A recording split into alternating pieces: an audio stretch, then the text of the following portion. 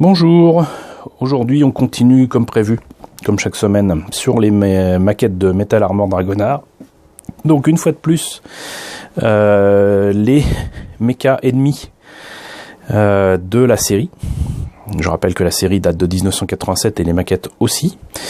Et cette fois-ci, présentation d'un mecha que j'aime beaucoup. La maquette est petite, la boîte est petite, mais j'aime beaucoup le design, la façon dont ils ont présenté ce mecha.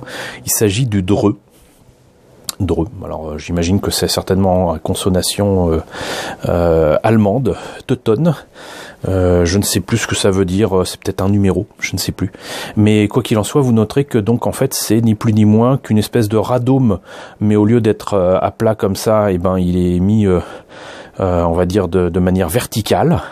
Et tout ça placé dans un corps de robot, donc c'est une espèce de disque avec des bras et des jambes, et je trouve que ça lui donne une allure folle, complètement folle, et j'adore cette illustration, puisque là pour cette fois on a quand même une illustration spatiale qui est non pas sur fond noir mais sur fond rouge, avec un mecha qui est bleu. Je trouve que cette illustration de Ryuko Maso est absolument magnifique, c'est juste un bonheur de voir ce genre de cover art, et c'est juste génial.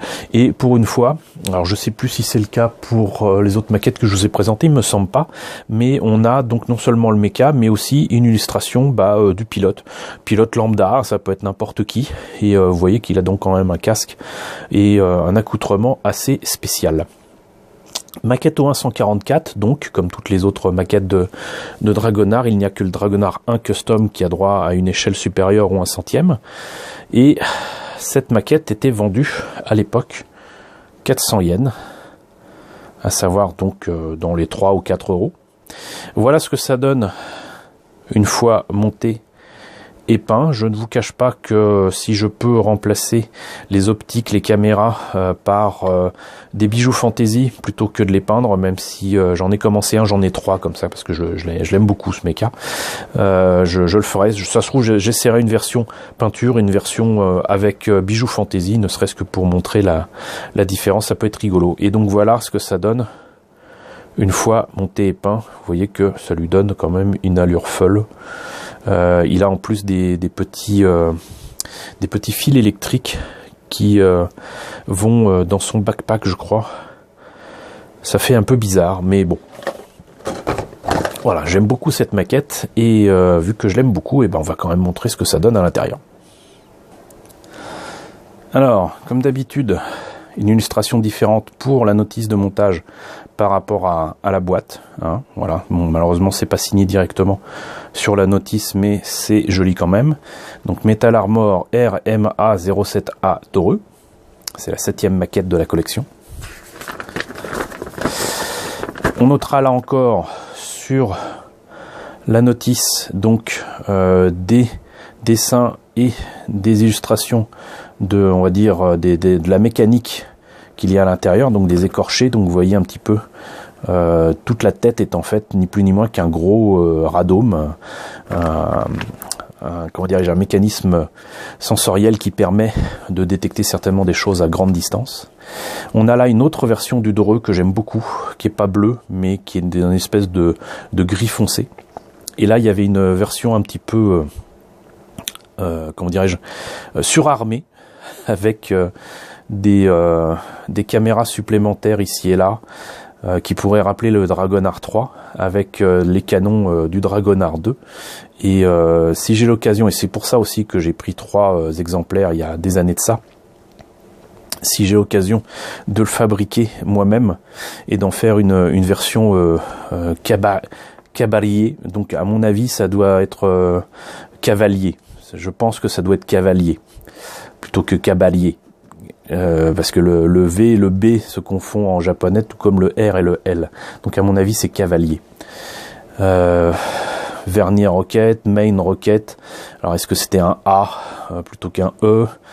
On ne sait pas. Bref. Ça, il me semble que c'était dans une autre maquette. Mais quoi qu'il en soit, donc la notice, toujours maquette à l'ancienne, hein, ça n'a pas changé.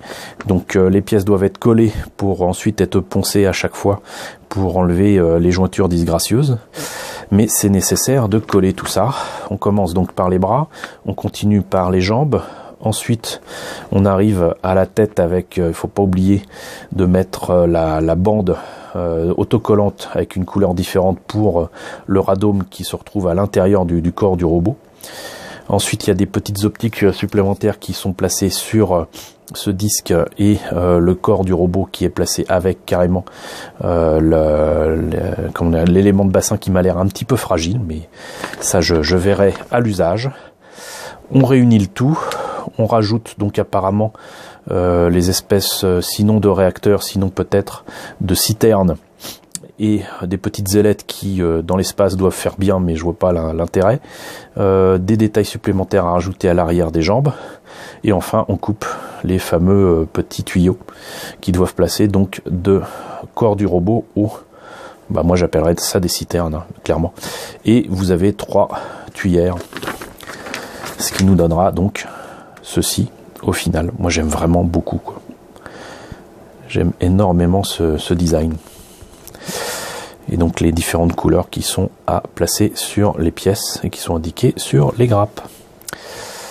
Toujours des autocollants avec donc ces trucs là que je vais certainement utiliser directement et ces bandes blanches que je n'utiliserai pas, je peindrai soit à main levée, soit j'utiliserai ça comme comment dirais-je, comme aide pour faire un pochoir, un masque autocollant moi-même pour pouvoir faire la bande coloriée moi-même.